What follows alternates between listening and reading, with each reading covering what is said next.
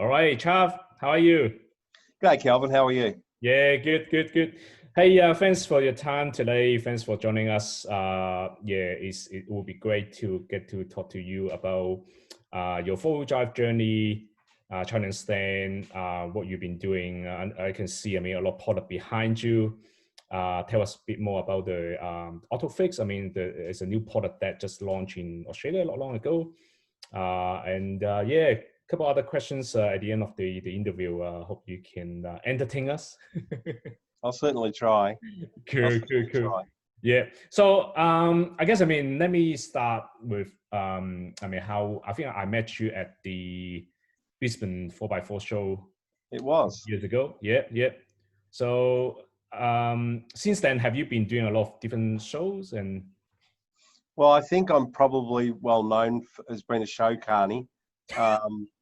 It's certainly, I've been full driving since my 20s. I did my first Fraser Island in 1990. Yeah. So I've been in and around full driving a long time. I worked for Waco for 10 years. I was a race outdoors manager prior to that, and then Waco for 10 years.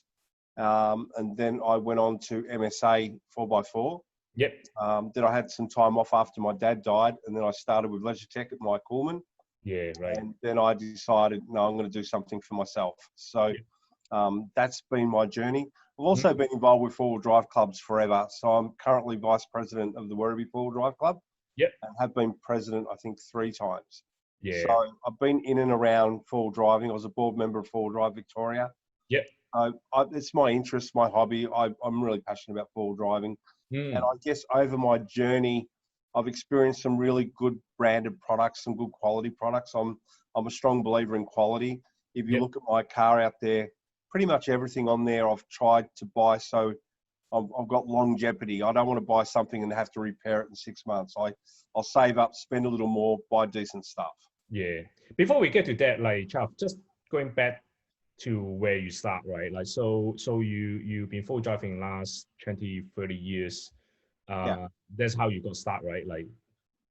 In a naturally aspirated 40 series Toyota. That's good. Yeah. And that was your so that was your first four-wheel drive, right? The first one I was using, yes. Yeah. So back then, what was it like, the four-wheel driving? Because obviously, that there's not many products out there, I would say. I think that there was ARB already. The ARB was still around.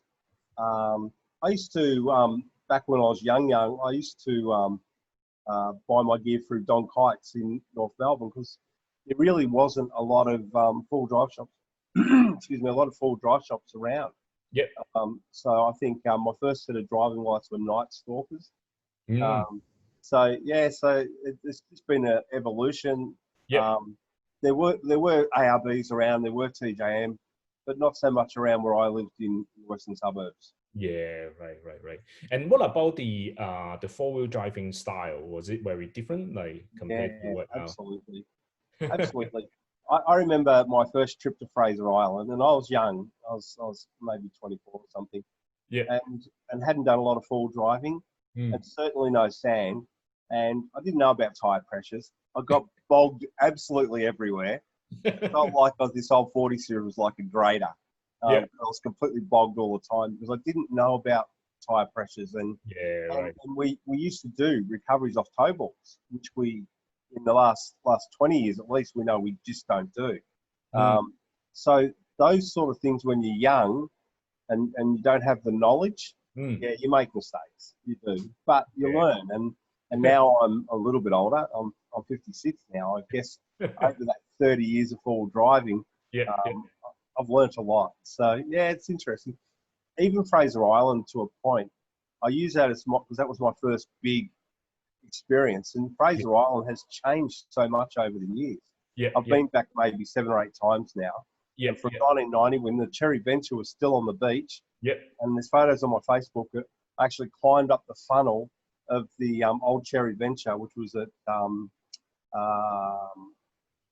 not in Skid Point. I've lost it. Rainbow Beach. Just around from Rainbow Beach. You come up from Noosa on the beach. There's this big ship that had been sitting there since 1973. And so the photo that I've taken down of the 40 series from the top of the funnel, I was actually bogged again.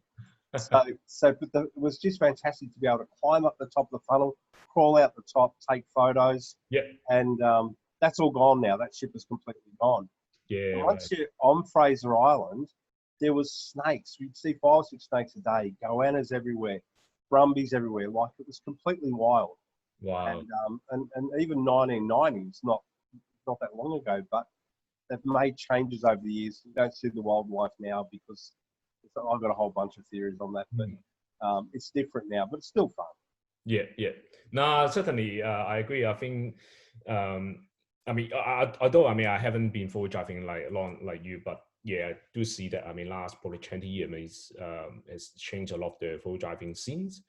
I think, especially I think for the last 5 to 10 years, I mean, when you have some of the forward drive company coming in with such a great range of affordable products, and everybody just getting into forward driving. I mean, even the manufacturer, like every car make have a SUV in some shape or form.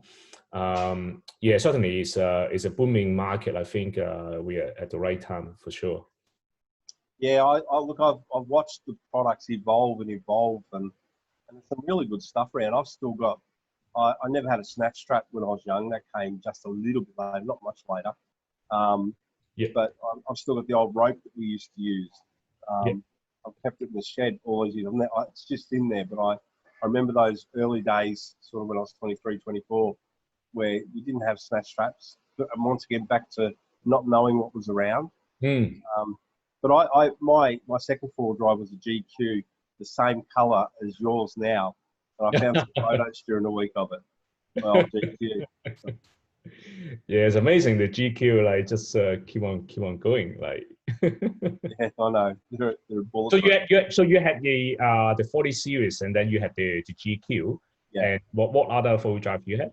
Well, there was for a long period of time, because when I was at Waco, I had four drives as my company cars. Yeah. So predominantly, I had 120 Prados. Yeah.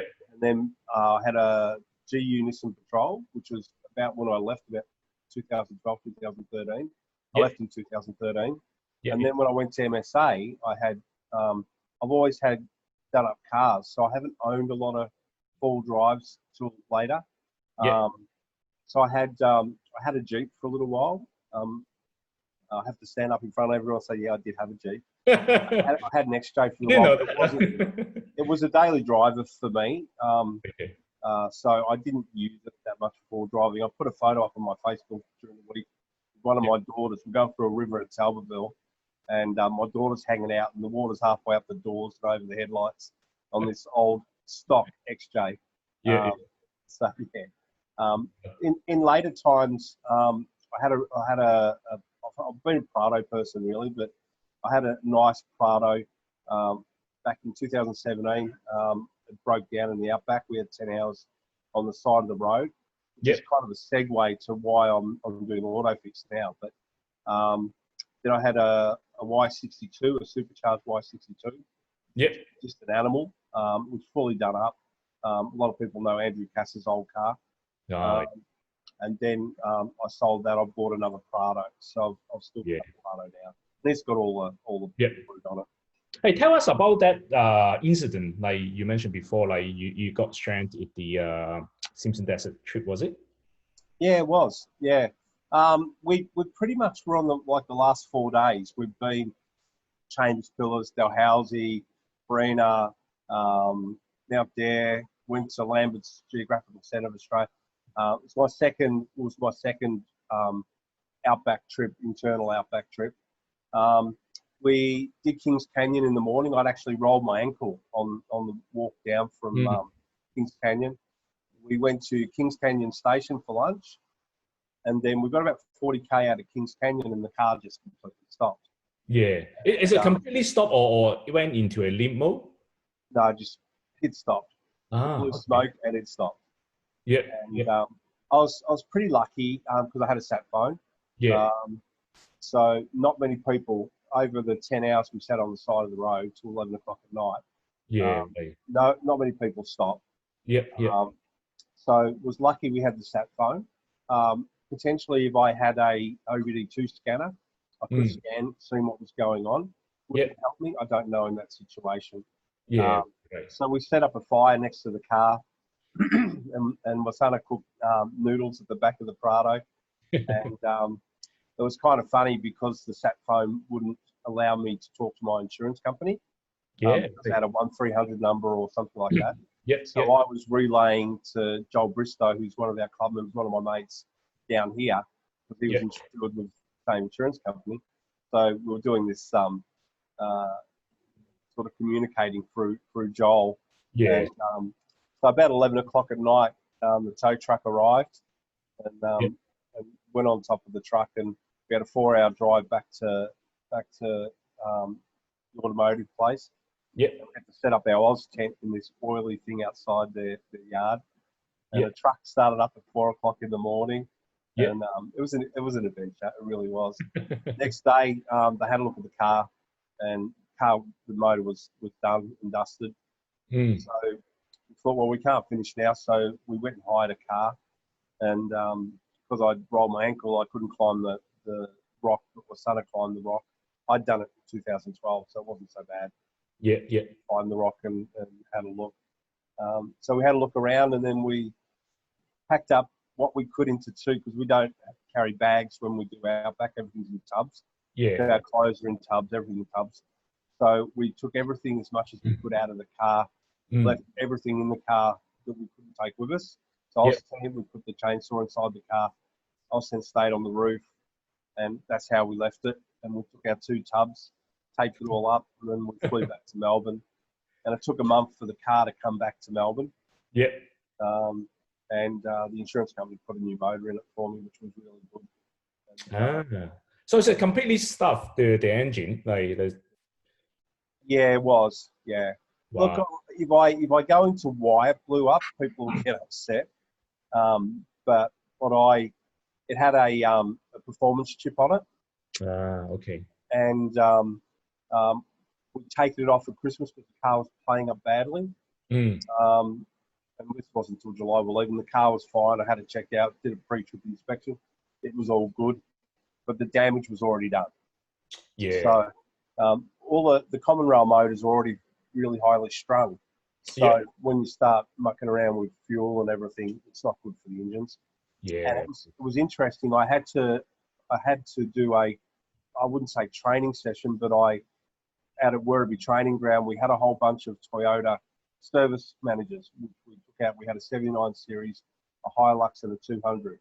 And we were pretty much observers. The service managers drove off camber.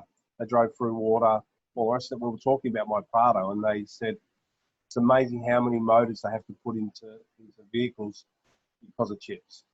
Business for them. So I'm going to upset people with what I said, but it is what it is. I'll never use a chip.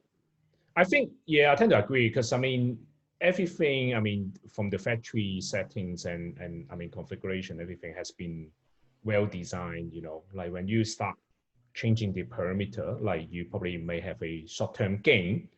You're going to risk the long-term reliability. And, I always think that like it's probably not the best idea to trip the engine. Not for when you like plan to do a lot of like long outback trip potentially. Like if we just like day drive, like 2-hour drive from Melbourne, like that's fine. You can get a tow truck. You're not like you. You're actually quite lucky. We probably realized. You really saw the news. I think probably last month there was a guy in the Jeep Cherokee in the WA. I think he got stuck. He walked like 60K. That was terrible. Not because of Jeep. I think when you're doing it, I love going into the outback. We would have been just back from Cape York at the moment because of COVID. We couldn't do it this year, 2014. Preparation when you're doing a trip is really, really important. I think we were unlucky because I did do all the preparation, but I didn't know what was going on inside my engine. You can't prepare for that. Like, you can change oil, filter, change belt. That's it. Like you can like do an X-ray, seeing the piston condition and things like that. We're a bit unlucky with that one, but I think preparation, having a sat phone. Now I think about it, and once again, why I got into OBD2 scanners with Autophix. Yeah. Because the Y62 I had occasionally went into limp mode and occasionally had engine lights, so I carried an OBD2. It was a borrowed one. Yeah. So I think preparation, you're carrying a fire extinguisher, you're carrying a first aid kit, you're carrying all those sort of things. Carrying OBD2 is equally important. Yeah, right. No, that's good. That's good to know. Yeah, a couple of other questions, Jeff. Like, tell us. I mean, obviously, I mean that incident. I mean, you got stuck in the outback because of the engine. That probably one of the worst experience, I would say. What other holy shit moment have you ever had? Like, have you had any moment that like, oh shit, I mean, my car's gonna tip or? Yep. Yep. I got a beauty, and not understanding centre diff locks. Coming down into Merrington's, I can't remember the name of the track, but you've got it comes down to the junction where you've got the campground, and then it goes around to the river. But there's one that comes down from the road and it's quite steep. Yeah, yeah. And I was leading a group of cars. Yeah. And didn't have my centre diff lock on. And I was coming down and the back kicked up. I had my daughter with me, Ash was with me, and I could feel that I was going to go over. And I said to Ash, you've got to brace, just brace. Yeah. And then I was going over, and I thought, what am I doing? This is all split second stuff. Yeah. I've got to bring the back down. So I just steered a little bit and I brought the back down. Yeah. And then we come back down the straight, and I was shaking. Ashley was crying. But she was very, very close. And that's probably my only, in terms of a full driving holy crap moment. That was a beauty. That was a beauty because we're a long way up and we would have rolled and rolled and rolled. But were you on? Excuse me. Were you in no range? Yeah. I thought when you're in no range, you can. I mean, that center diff lock, I thought it is automatically locked. It's not. Not on a Prado. Yeah. Okay. On a Prado, you got to turn it on, and if you forget to turn it on, which I did, then I didn't have equilibrium between the front and the back, and that's a problem when you're going down a steepy and you haven't got your center diff lock clicked in. That's ultimately what can happen. Yeah, I guess, I mean, with the for example, like on my Nissan Patrol GQ, like we don't have center diff lock, like we just, I mean, pretty much lock everything. In what occasion will you not to use the center diff lock? Like, because I just cannot think of when you need four-wheel driving, like you don't want to have the center diff lock unlocked, right? Most of I generally, if I'm going to full drive, I have it clicked in. I just have it clicked in. The fact that you have to turn it on was just something I hadn't done. Going down that hill. But that's what happens. You know, you make little mistakes. No one is perfect. But I use a center diff lock all the time on the Prado. That's good. And what's your favorite four-wheel drive chat? Oh, geez, I've got heaps. I know it's gonna be a tough one. Look, I guess reality. I absolutely loved Cape York, so I love the Tally track. I use Ron Moon's books. Ron Moon's books. I know him. Amazing, really good books, and if you follow it, you can go to places that no one else goes to. It's really good. Yeah, right. I love around the Merringtons, Walhalla area. I think lots of hidden treasures around there. Certainly, I guess around Talbotville. I like the high country. You know, you get up around Mount Cobbler, up around that area. There's some good tracks. Beachport's always fun on the sand. Yeah, nice Beachport. So it's lots really, and there's something special about jumping on in the outback and jumping on the red dirt. Just driving. Going to Farina Ruins when the bakery's open. I don't know if you've ever done that. Farina Ruins is an old Garn railway town. It's a ghost town now. It's just past Lee Creek, before Maree. And the the Restoration Society, for 2 months a year, they open up one of the old underground bakeries they've restored. And they do it for fundraising. So you can buy pies and cream buns and all sorts of stuff. So my son and I got there and we pretty much stuffed our faces for 3 days and just exploring around the place at Farina. That was pretty cool. Yeah. And what is the hardest trek you have ever done, Charles? Oh, gee, Calvin, there's been so many. What I mean by hardest trek is the trek once you finish, you feel, oh my God, I've just done it. Like you high five to everyone. You think, wow, it's something that beyond your capability. Like you. I think I'm not worried about capability, because if I see something that I'm not going, I'll give you, for instance, if I do Cape York, I've driven thousands and thousands of kilometres to get there from Melbourne. Yeah. And I'd like to drive home. If I see something there that I think will damage my vehicle, that there is a chance that I'm going to damage it, I'll generally find the chicken track and go around it. Now, when I was younger, it's different. We were in Wombat every weekend, and you wouldn't even know our cars when we left Wombat. They'd just be brown. But as you get older, you know that mud means triple M. Mud means money. And you only learn this later on, but it's fun when you're young, and that's what you do. But there's been tracks in Wombat where I've gone, should I? And I'm leading 10 cars. And I thought, well, I can't chicken track this. So I did a night drive a few years ago. I did a recce the week before. No worries. There's a track that goes up out of XL, which is really, really steep. And on the recce, I did that the weekend before in the Prado. And Russell Headley was with me to prove it. We took photos that we did in the Prado. And then the week after, I ran the night drive and had a lot of cars there. I thought, well, I did it the week before. I'm going to do it again. Because not many people want to have a go at it. And so I did it again in the Prado. And the Prado has limitations. We all know that. But it's still a good, credible vehicle. And I drove it again. And there was people with 200s and whatever who weren't willing to give it a go. So there's definitely a sense of fulfillment when you're having a like a play, and that's not a hard track. But it's just there's a couple of spots toward the top where it's hard. The other track is in Talangi, the steps. That's been an interesting track over the years. I've watched that just get so much degeneration over the years. And I remember we were young. We had a GQ, we had an MQ Shorty, and the MQ, and I was young, and the MQ Shorty staked a tyre, and he was like this. and so what we did is we hung his vehicle off his winch to a tree.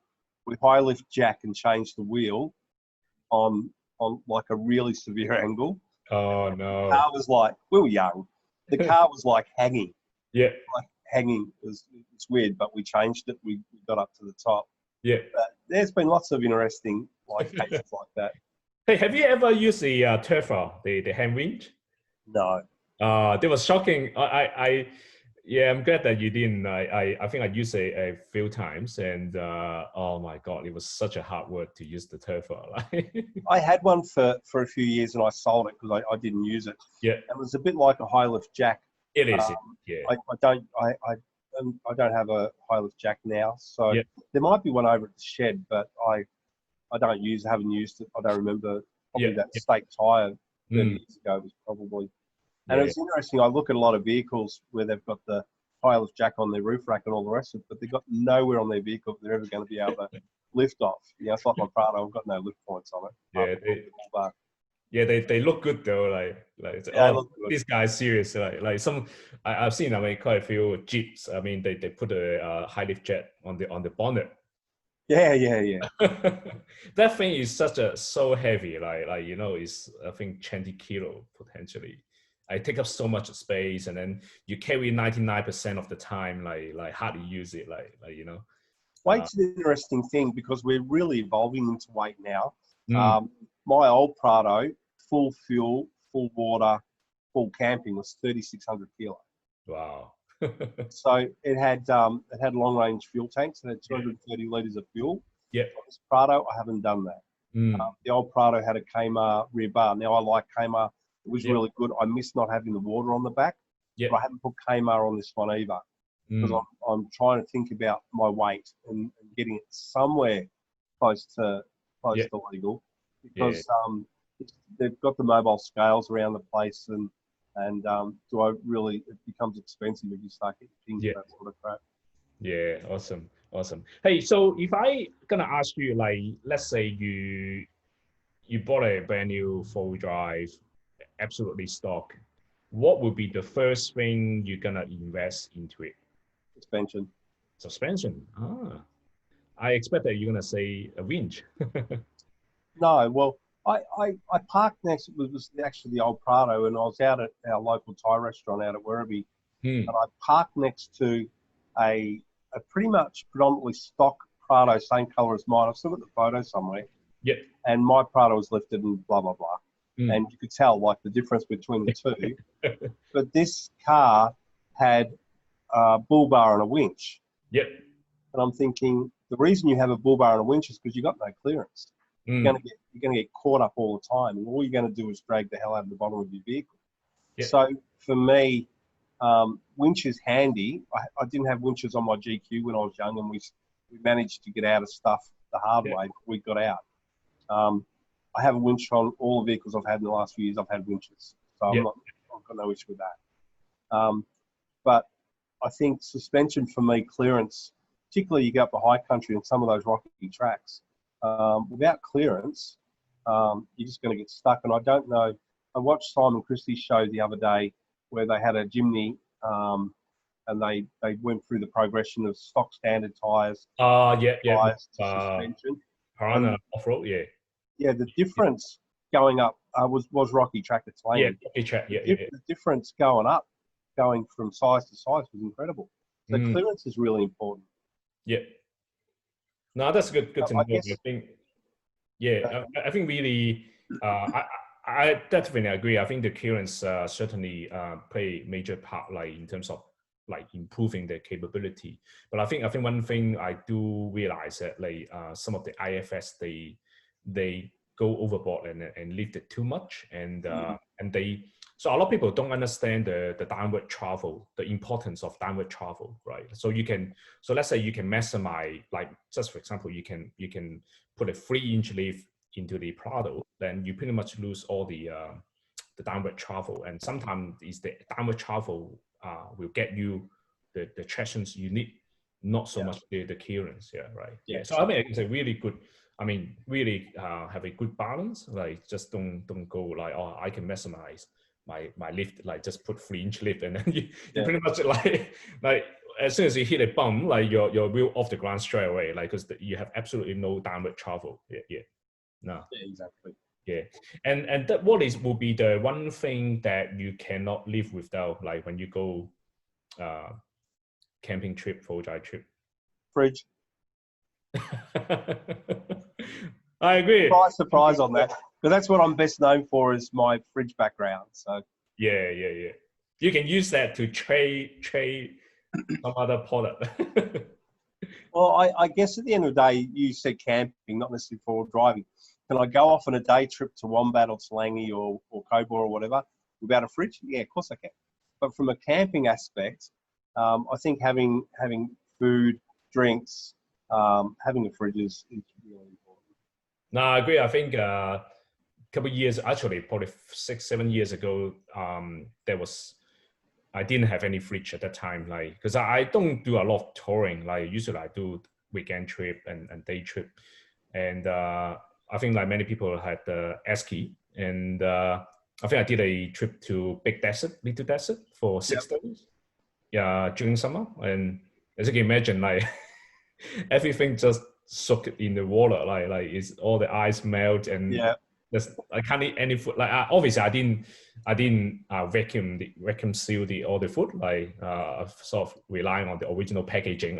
it should be fine. It's good package. Like the water get inside. Like, but yeah, I agree. I think certainly, having a good fridge is a great product to invest and purchase. So what's the do you have any new advice for beginner, for people who just got into 4-wheel driving? Like, I guess it's a very open-end question, Chav. Like, But what would be your advice to them? How they go about like choosing the product, which path they should go, you know? I guess for me, I wish when I first got into full driving, I had the ability of doing a training course. Yeah. So now down the track, I've done several. I've done winch courses. I've done lots of courses now over the years. Yeah. Primarily because I've been involved with clubs. Mm-hmm. So, well, particularly Werribee Full Drive Club anyway, because they've always had training. I did my first proficiency at the Werribee Training Ground, which was really cool. I think someone who's just getting into it, I'd do a basic training. Yeah.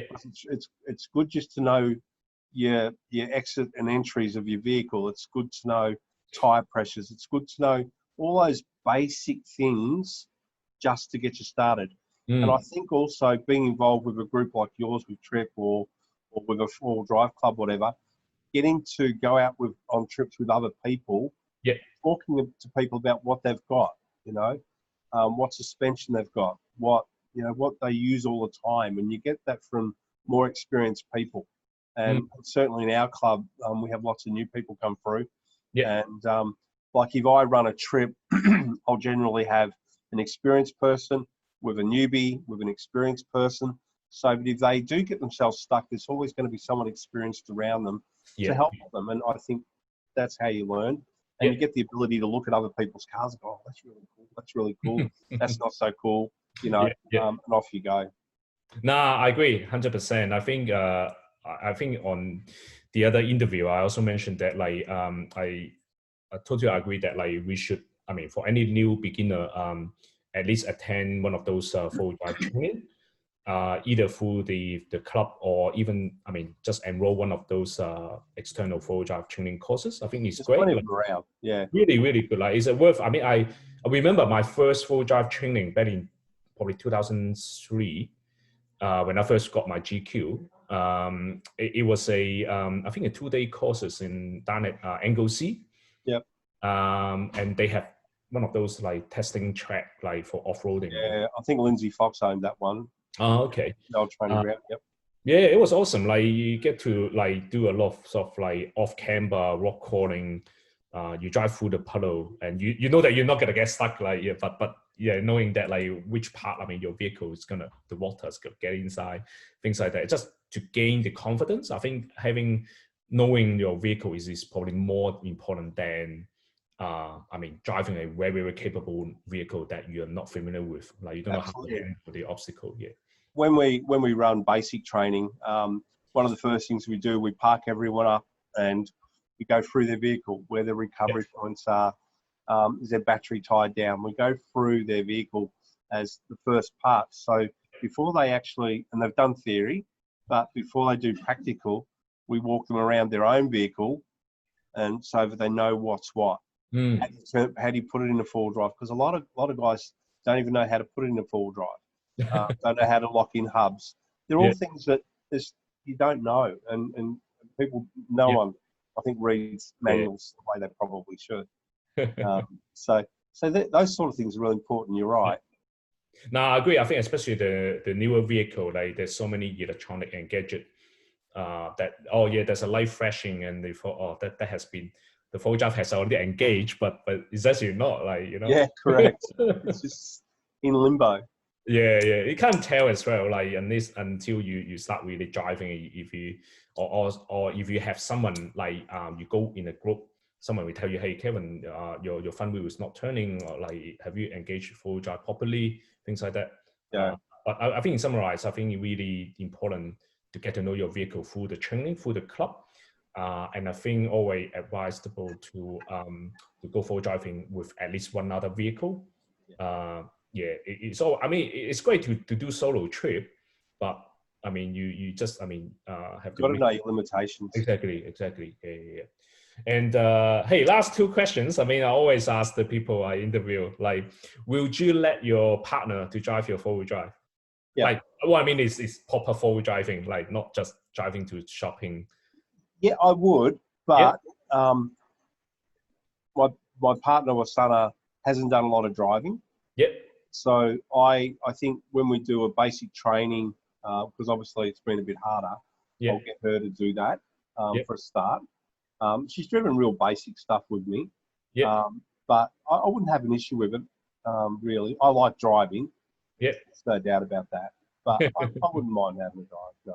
Yeah, I think it's good that to let your partner every now and then like experience full driving, because you never know in the bush, like maybe you injure your arm, you have to rely on her basically like to get you out. I remember I haven't told anyone. I actually one time I had my first full drive. It was a 1984 Pajero. And that things, I mean, it constantly got stuck, but luckily got the warm winch. The previous owner got a warm winch, so that's how I got forward driving. And yeah, so I think there was one point I changed tires. I got punctured, and I used a high lift jack. As you can guess, I mean the story. So I jack up the car and push the tire in, like, and the car move sideways, and then the high lift jack, like basically it fell. Yep. And my arm basically stuck between the tires and the car body. Oh no, really? Yeah. So it was a jam book. I mean, it was late evening, and luckily, yeah, I can feel my finger. Like I didn't break any bone or anything. Yeah. And then I have to quickly teach my wife how to use a high lift jack. Yeah, to get yourself. Yes. Yeah. I think it's good for your partner to know these things. Yeah.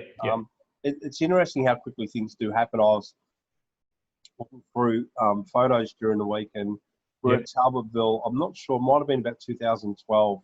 Yep. It was Cup weekend, and I had a big group there, and we were running the camp host for Full Drive Victoria that weekend. So we go around all the camps and deliver the bag and all the rest of it. We did a trip to Wonnangatta and back into Talbotville, and our tail and Charlie, who was there all day, just had dust all day, and he was fatigued, and we had a rollover, a really bad rollover not late at night. It was dark. It would have been by the time we got back to camp, maybe 7 o'clock, something like that, maybe later. And I saw the photos. It was a nasty rollover, and we had to rush Lockie, not Jason Locke, but a Wayne Locke. We had to rush him up into the town, up into Dargo, in the vehicle, and so things can happen really quickly. Yeah. And then we did a recovery the next day. Yeah. And it was all hands on deck. We had winches going to trees because we had to. It was up against the tree. Yeah. Interesting enough, someone had died at the same position a year before. There was a cross on the tree that the car was up against. Oh no! So yeah, it was interesting. Not far from Talbotville, not far around from Talbotville. But it's interesting how quickly things can go wrong. And he was just fatigued. He was end of the fleet all day in the dust. Yeah, and he was just fatigued. I agree. I think, Chaff, what I find is that like the driving fatigue, it really it can be quite dangerous. Like, because I mean, you are pumped like you forward driving, like you can drive whole day, like 14 hours straight, absolutely no problem. But I mean, like you said, like it could be the last few car, like they've been like copying all the dust for pretty much 12 hours. I mean, like they can't see anything with the dust, and then sometimes the convoy can stretch like 2 kilometers apart. You couldn't hear what the leaders are talking about. Like you have to someone in the middle to relay that message. And I always, like, even when I run trip now, like I try to take even just 5 minutes, 10 minutes break for every hour's driving. Like when you go forward driving, like you don't find it, I mean, the time goes slow. Like by the time when you realize, like, oh, we have been driving 2 hours already, right? Because you enduring, like, you know, like you're looking forward to do all the technical stuff, but the fatigue is basically it's get worse and worse, right? Like, so you really have to take that like sort of 5 minutes break. Extremely important here. Yeah, I always try to do it exactly the same as you, every couple of hours. Yep. I love my coffee, so I've usually got a thermos of coffee or something like that, or something in the travel buddy. Or you've got to stop to put the travel buddy on. Yes. then put food in it. So there are always excuses to just going to stop for a minute, guys. Yeah. And I think it's good just to take a breath, have a glass of water, whatever. Yeah. To get your wits again, because Awesome. you're driving like this, you're concentrating, you're going down a steep spur, and you're thinking, and so I think that you have to have those breaks. Yeah, no, that's good.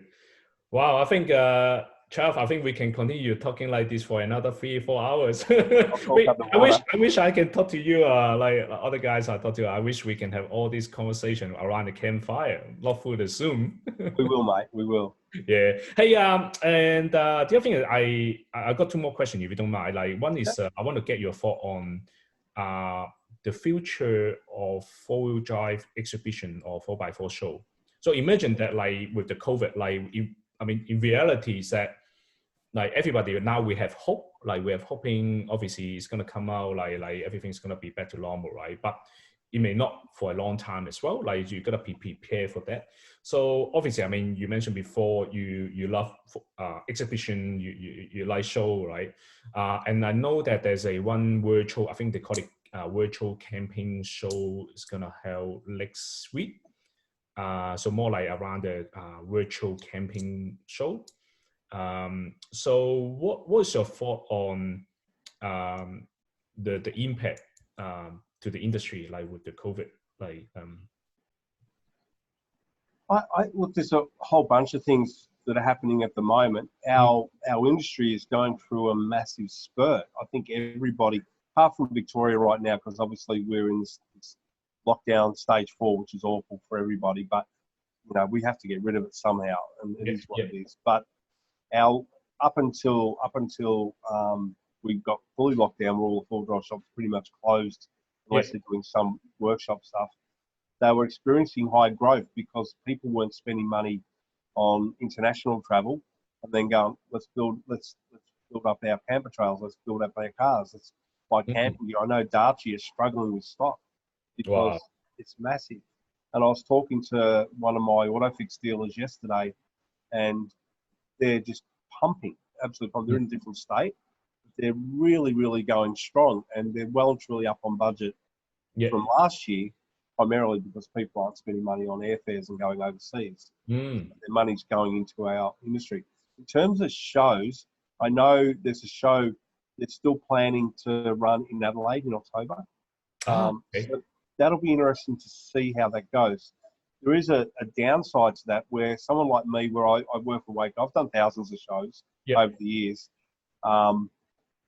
None of the Melbourne guys, when you think about all the brands that are based here in Melbourne, they won't be able to go to Adelaide to help out at these shows. So the guys who take big stands at shows like Adelaide, Brisbane, Melbourne, whatever, they're not going to have the staff. That's where it's going to be hard. So it'll be interesting if people are still scared to go out in groups.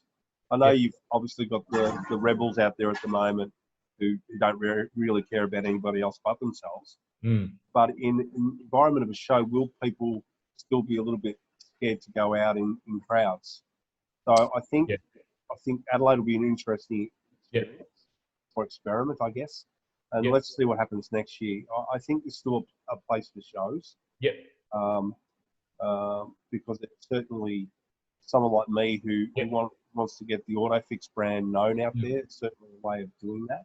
There's lots of guys like me that are trying to have a go. And this COVID has made it really hard for us. But we survived. You've got to keep doing things. I think so too. I think I mean, honestly, I love 4-wheel drive show. Like, I think once a year, like you get to see everything in a day. And I honestly, I love the feeling of touching a product, like really get a feel of it, even touching the tires, touching the suspension, and that smell, like, the new product smell, like it's hard to resist. And but I think certainly it poses a challenge in terms of like how we can manage that I guess, I mean, the number of audience. I mean, potentially they may, I guess, I mean, this just my guess would be when you book to go to a show, like they may give you a time slot. instead of everybody when Yeah, going maybe. at 8 o'clock, like because honestly you don't need 9 hours in the show, right? Like so you can, so for example, let's say you may have audience that have a young family, right? So you may let them to go like between 9 to 12, and then if you are only a single ticket or couple ticket, like you may between, I don't know, afternoon to 3 o'clock, and then maybe the last 3 hours maybe for those a bit more I guess with disability, like senior people, Yeah. like don't have to like basically jam with other people. Yeah, so I think yeah, certainly a lot of industry, they gonna adapt, and they gonna pretty much have to become a new normal. Like many people said, like it's not gonna be the old day like where you have like 20,000 people packed in this single venue, you know. I think, like you said, I think everyone's going to have to adapt to a new life now, unfortunately. It is what it is. I think it'll just evolve. I see the online shows now, the virtual shows.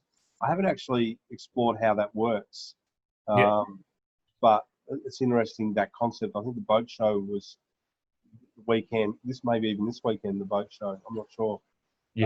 But they were going to try and do the virtual thing. I'm not sure how it works, but you know, once again, it's just adapting. Yeah, I think it will work in a way that like, because you, I guess as a audience, like I think knowing that like you will have a chance to talk to multiple supplier or business at the same time. You know, someone's gonna be standby on the other side to answer your question, like through the live chat or through the video call. Like I think that experience is pretty much similar to the real exhibition. Like you have someone, it just mean that you can't touch anything. I think that's the hardest part. But on the flip side is like you probably get a lot more product information during the show, because usually in the traditional 4x4 show you have a show back like and things like that, like right, there's so many information, it's just like really overwhelmed. And but now with the virtual show, I think that you can organize those information in a much better way. Like so that I think there's one company called WeFair.com. I think that's the main supplier for the virtual conference software. Yeah. Okay. You can take a look as well. Hey, one last question, Charles. I think it's been talking to you. Have you ever kissed your four-wheel drive? I don't think so. I might have given it a big juicy hug though. No, I don't think so. You know, okay, that's good. I thought you were gonna kiss it like once you have done a good check, like your things like that. Oh, I might have kicked a tire a few times. tire kicker. All right. I don't think I've actually kissed my four-wheel drive. Yeah. I do love it though. It's been for me. I feel privileged over the years to have met so many really good friends in our industry and in our four-wheel drive community. Yep. And I put some photos up on Old School Winch Facebook page the other day. I found some old 2006 Tico Winch Challenge photos, you know. Oh, yeah. And I'm going to do over the weekend. I'm going to do a YouTube video on the 2006 because I've got hundreds of photos and some video. Oh, nice. So I'm going to do a movie on that over the weekend for YouTube. Yeah. Because it was really nice watching everyone's reactions to these old photos. Yeah, right. And it's been fantastic, you know, to meet so many really good friends. And even me starting out in my own business now, which only realistically started this year at the start of COVID, which has made it a bit hard. But having lots of really good friends support you in our industry is amazing. And I feel privileged. Nah, that's good to know. All right, excellent, Charles. Thank you so much for your time today. And I think one more thing is you basically you are helping support Full Drive Trip at the moment. So you're offering 15% discount, is it on to? Look on the on all my Autophix stuff. If anyone wants Mike Coolman fridges or Darchi or Tradesman roof racks, Clearview, MSA, HEMA, iDrive, just phone me up or whatever, and I'll certainly look after everybody. Happy to look after everybody. Awesome. All right. Excellent. Thank you, Chav. No worries. Thanks, Calvin. Thanks, everybody. Bye, mate. See Stay ya. safe. See ya. Yeah.